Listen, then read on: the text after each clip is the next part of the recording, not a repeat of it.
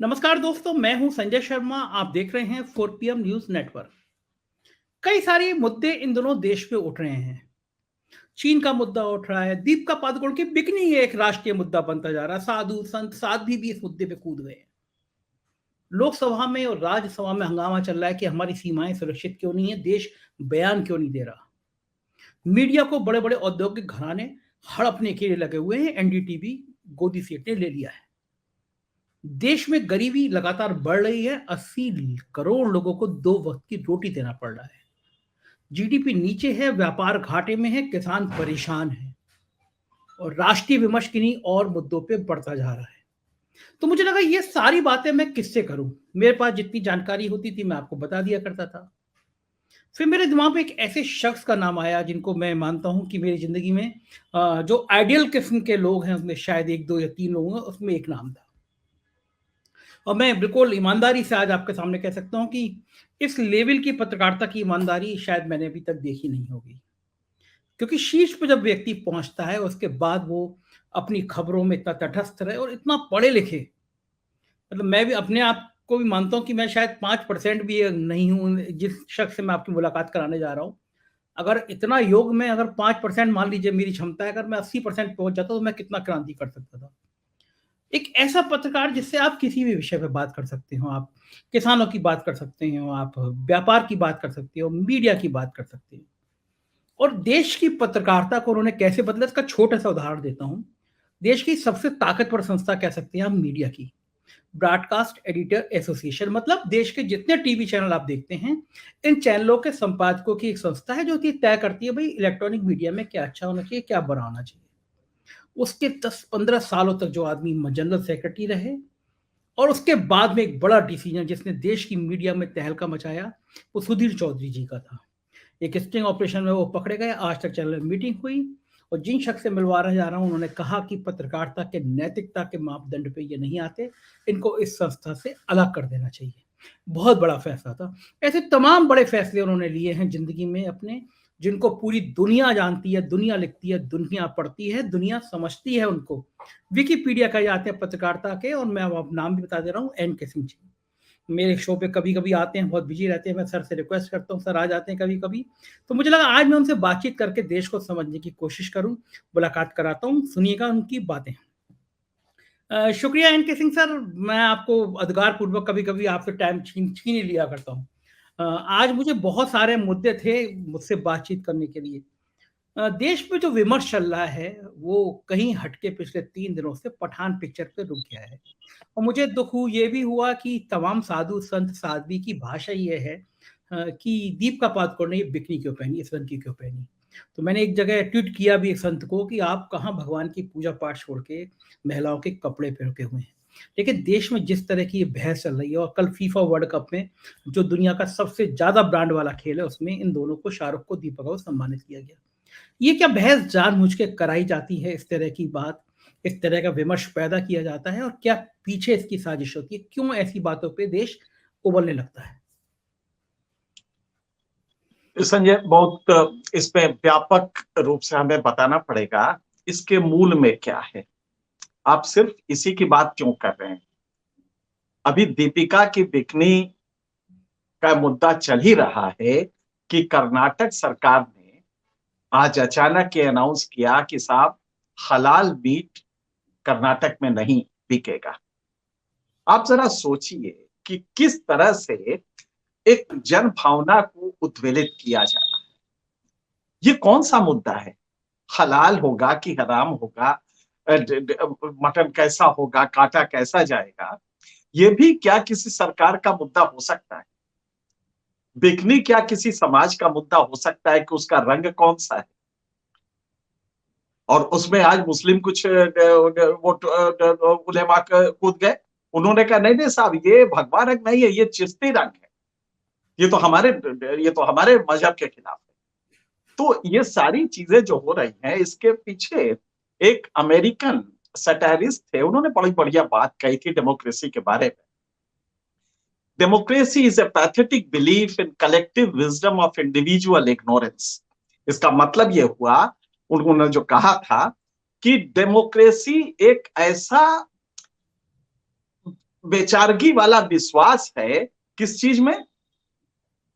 जो जनता अज्ञानी है उसके सामूहिक विवेक पे भरोसा करना, यही डेमोक्रेसी है। भारत में बिकनी पे अगर दंगे हो सकते हैं, भारत में अगर हलाल हो कि हराम हो मीट, इस पे सरकार मुब्तला हो सकती है, सरकार एंगेज हो सकती है, कानून बना सकती है, देश के पार्लियामेंट पे इस बात पे चर्चा हो कि सुप्रीम कोर्ट केसेस कौन से ले, ये क्यों कर रहे हैं और क्यों सफल हो जा रहे हैं, इसके पीछे एक कारण है। जब तक संजय शर्मा, एनके सिंह और अभी जिसका नाम लिया आपने रवीश, ये लोग मासेस को कन्विंस नहीं करेंगे तब तक, क्योंकि मासेस इग्नोरेंट हैं, अज्ञानी हैं। मुझे कोई वोट नहीं चाहिए, हम नेता नहीं कि कहेंगे कि नहीं मासेस बड़ी ज्ञानी है, वोटर के आप जनता की समझ पे वो कर रहे हैं, हम ये नहीं कहेंगे जनता अज्ञानी है, जनता को गुमराह किया जा रहा है। लिहाजा ये आसान पड़ता है सत्ता के लिए। आप जरा सोचिए, सदन में होम मिनिस्ट्री के वेबसाइट पे आप चले जाइए, 2016 से 2021 31 जनवरी तक, 2016 से ध्यान रखिएगा, इन वर्षों में अंडर ट्रायल की संख्या 45.6% बढ़ी। Under trial rate of conviction 9.4% कम हो गया है। मतलब कि आपकी पुलिस मुर्गे की तरह किसी को पकड़ के जेल में ठूस देती है। चर्चा तो इस पे होनी चाहिए कि, और रेट, जब कोर्ट जाता है केस तो छूट जाता है, रेट ऑफ कन्विक्शन इन 5 सालों में घटा है और अंडर ट्रायल 1.5 गुना हुए हैं। आप जरा इसकी गरिमा समझे, सामान्य जनता नहीं समझेगी, लेकिन संजय शर्मा को यह समझना पड़ेगा। अनफॉर्चुनेटली हमारा जो जर्नलिस्ट वर्ग है एक बड़ा, वो पढ़ा लिखा बहुत कम है, वो रिपोर्ट्स नहीं पढ़ता, वो एनसीआरबी के रिपोर्ट को गौर से नहीं देखता। और यही नहीं, किसानों के बारे में कोई रिपोर्ट है, सरकारी दस्तावेज है, हम सिर्फ सरकारी दस्तावेज की बात करते हैं। तो आप समझ सकते हैं कि ये हम लोग की कन्विंस करने की समाज की कैपेसिटी, क्यों कोई एक मोदी कन्विंस कर लेता है, झूठ भी बोल के कर लेता है, क्यों कोई एक सरकार लगातार 8 साल से झूठ बोल के कन्विंस कर ले रही है और हम सच बोल के नहीं कर पा रहे, गलती किसकी है? इसलिए कि हमारे में वो कुव्वत नहीं, वो सलाहियत नहीं है कि हम आंकड़ों से अपने लॉजिकल ब्लॉक बना के और तर्क वाक्य अपने सही रख के उनको कन्विंस करें। ये आपके लिए एक चैलेंज है, ये मेरे लिए एक चैलेंज है कि क्यों अंडर ट्रायल, जिस समाज में अंडर ट्रायल, और जानते कितने हैं देश की जेलों में, अगर आप पूरा देखेंगे तो 80% अंडर ट्रायल है। मतलब हर 5 आदमी जो बंद है उसमें 4 बेचारा अंडर ट्रायल है। अंडर ट्रायल में वो है जिसको, जो चार्जशीट नहीं हुआ है। अंडर ट्रायल वो है मुर्गे की तरह उठा के बंद कर दिया जेल में, वो गरीब है, वो जमानत के लिए वकील साहब नहीं कर पाता है, वो बंद है। चर्चा किस पे होनी चाहिए? चर्चा इस पे होनी चाहिए कि अनएम्प्लॉयमेंट लगातार बढ़ता जा रहा है और आपका मंत्री अभी राजस्थान की एक तकरीर में उसने कहा, साहब ये जो जुलाई से है ना, जून से लगभग हर महीने 15 लाख नौकरियां आ रही हैं, हम लोग परेशान। खास करके संतोष मेहरोत्रा ऐसे जो इकोनॉमिस्ट हैं, वो जो इसको बड़े गौर से देखते हैं, हम लोग भी थोड़ा बहुत देखते हैं कि ये साहब 15 लाख नौकरियां अचानक कहां से गई।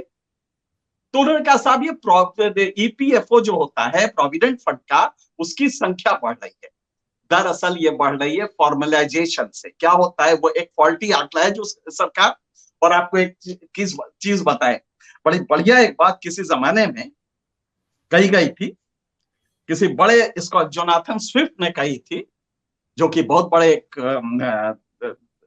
स्कॉलर हैं। उन्होंने कहा था कि एक झूठ को अगर आप एक घंटा टंगे रहने दें, अगर वो जनमानस में चला जाए तो उसको जनमानस से निकालना नामुमकिन होता है। तो उस मंत्री ने कह दिया कि साहब हर महीने 15 लाख नौकरियां आ रही हैं। जब पता किया गया तो वो ईपीएफओ का था, और ईपीएफओ में जो होता है वो जॉब फर्म भारत में है क्या, 93% लोग इनफॉर्मल सेक्टर में हैं।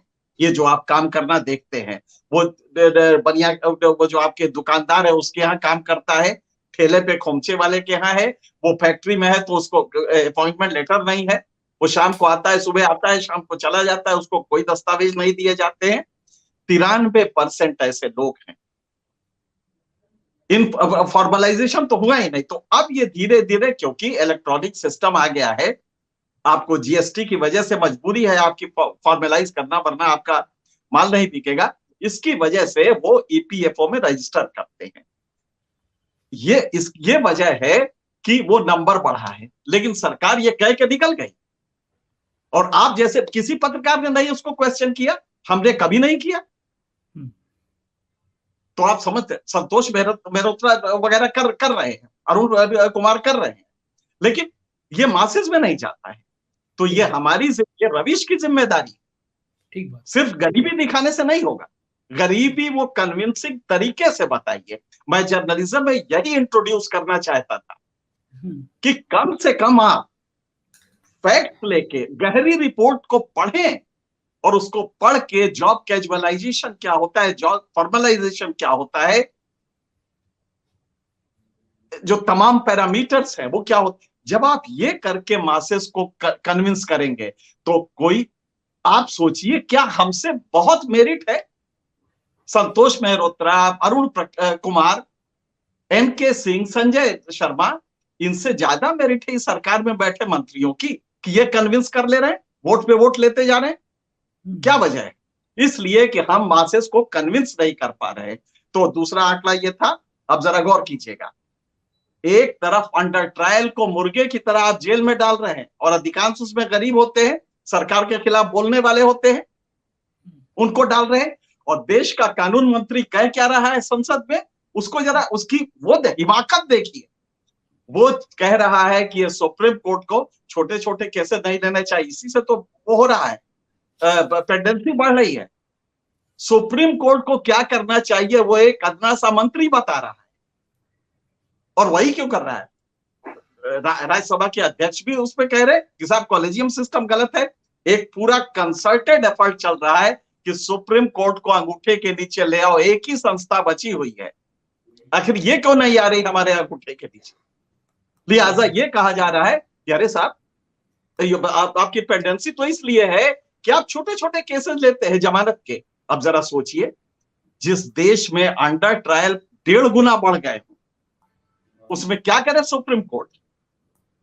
आप अपनी हेकड़ी दिखा के दरोगा जी को भेज के किसी को बंद करवा रहे, चुनाव आता है तो ईडी भेज के किसी को आप दूसरी पार्टी वाले को पकड़ लेते हैं, और डील ये होता है कि मेरी तरफ आ जाओ, कुछ नहीं होगा, और नहीं आओगे तो ऐसे ही छापे पड़ते रहेंगे।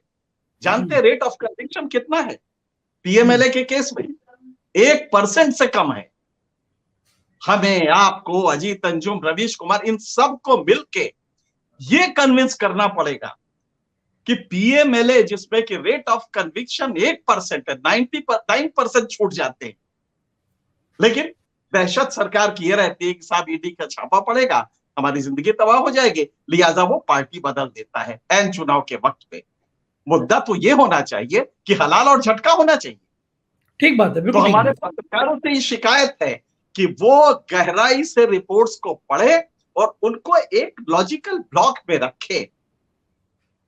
कोई बहुत मकबूल हो जाता है, उसकी व्यूवरशिप बढ़ जाती है, उसके वेबसाइट, मुझे इसमें कोई दिलचस्पी नहीं है। मुझे दिलचस्पी इसमें है कि हम समाज की उस सोच को बदल पाए, और सोच को बदलने के लिए आप जानते हैं कि भारत में हमें एक दूसरे तरह का मेहनत करना पड़ेगा, उसके पहले नहीं बदलेगा, उसके पहले ये आसान नहीं है बदलना। अब एक बड़ा बढ़िया आपको एक वो सुनाते हैं, बशीर बद्र का एक शेर है, बड़े शौक से मेरा घर जला, बड़े शौक से मेरा घर जला, कोई आंच तुझ पे ना आएगी,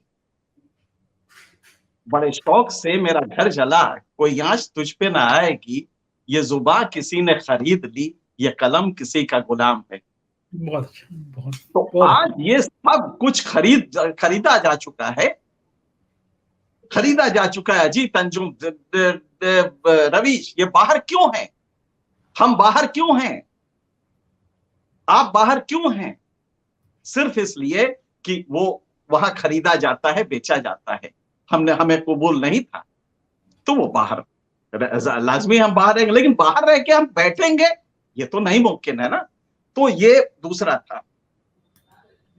अब इसको गौर से कीजिएगा कि सुप्रीम कोर्ट से कहा जा रहा है, कितना बढ़िया कोशिश ये हो रही है। मुझे ताज्जुब नहीं होगा किसी पार्लियामेंट में किसी दिन मंत्री जी ये कहें कि साहब, सुप्रीम कोर्ट के जजों की नाक थोड़ा लंबी है ना, इसीलिए देश में गरीबी है।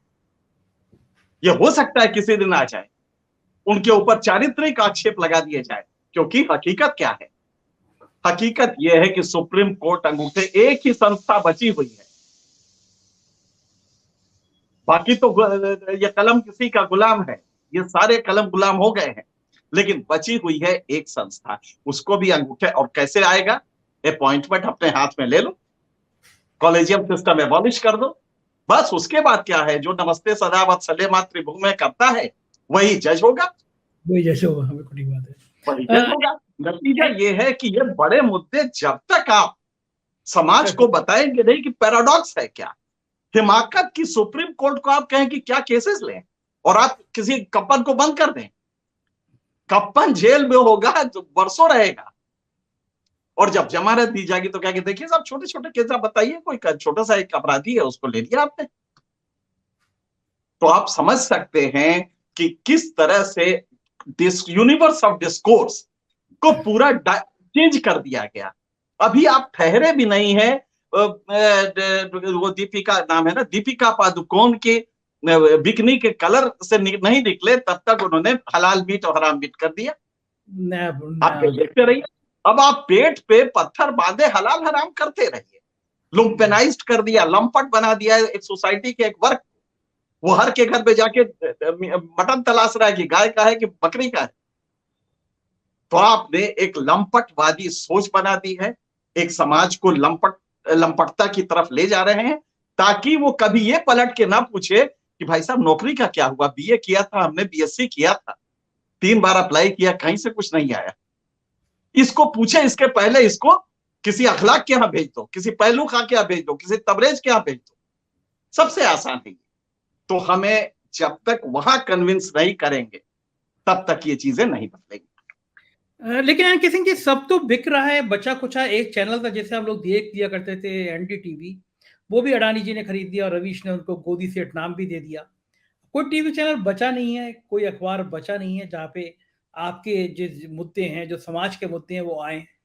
तो फिर बचेगा क्या? मीडिया जो दिन भर दिखाएगा, आम जनता की गलती क्या है? वो तो वही सच मानेगा। वो आज मैं पहली बार देख रहा था एनडीटीवी पे, मुझे अनुराग ठाकुर जी का काफी लंबा इंटरव्यू दिखाई दिया, तो मैं समझ गया कि अडानी जी का प्रभाव दिखने लगा वहां पे।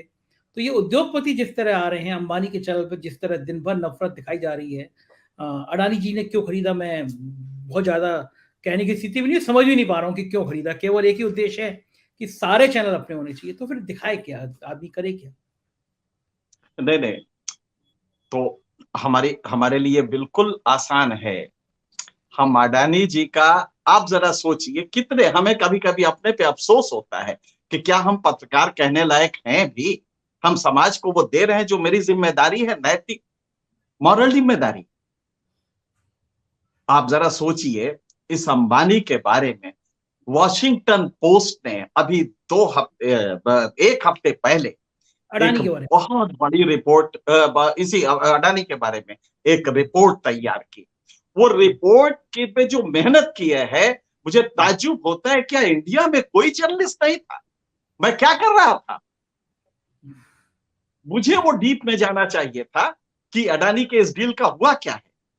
उसने बताया कि गोड्डा में जो पावर प्लांट लगाया गया है, थर्मल पावर प्लांट अडानी का 1600 मेगावाट का, जो 2015 में मोदी जी गए थे, जो नेबर फर्स्ट का नारा दिया था, और बांग्लादेश। वहां पे जाके उन्होंने ये डील इंक की, और एमईए के वेबसाइट पे निकला कि साहब मोदी जी ने कहा है बांग्लादेश के प्राइम मिनिस्टर से कि आप पावर जनरेशन के लिए, ट्रांसमिशन के लिए, डिस्ट्रीब्यूशन के लिए, इन सब के लिए भारतीय व्यापारियों को बुलाइए। और बड़ी तारीफ हुई थी इसकी। हकीकत जानते हैं क्या है? बांग्लादेश पावर सरप्लस है, 40% एक्स्ट्रा पावर है बांग्लादेश में। उनके अपने पावर प्लांट्स बंद हो रहे हैं।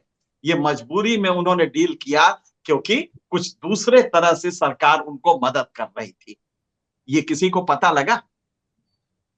सर, पब्लिक का पैसा, हमारा पैसा, वो दूसरे डील में जो बाकी डील्स हुए थे, जिसके बारे में कहीं कुछ नहीं है, वो पैसा तो चला गया। वो कहा गया गवर्नमेंट टू गवर्नमेंट डील है साहब, इसमें तो कुछ हो ही नहीं सकता। और इस यहां दबा के वहां पे दस्तखत कराया गया कि अडानी आपको सप्लाई करेंगे गोड्डा में 16, और जो कोल सप्लाई का रेट था वो काफी सस्ता किया गया अडानी के लिए। एक अफसर ने जब आरोप लगाया, वो किया अपनी रिपोर्ट पे, कहा कि नहीं ये रेट गलत है, इनको इस रेट पे नहीं दिया जाना चाहिए, उसको हटा दिया गया। ये मालूम है आपको? 4 साल से ये हो रहा है। हम जर्नलिस्ट कर क्या रहे हैं? तो जब तक हम ये, आखिर वॉशिंगटन पोस्ट का रिपोर्टर अगर ये कर लेता है तो हम कहां बैठे हैं? हम सिर्फ अवार्ड देते हैं, हम खाली टीवी कैमरा के सामने बैठ के बोलते हैं। गलती हमारी है संजय, आपकी है। हमें ये समझना होगा कि ये डीप रिपोर्ट्स हम क्यों नहीं निकाल पा रहे हैं। आज तो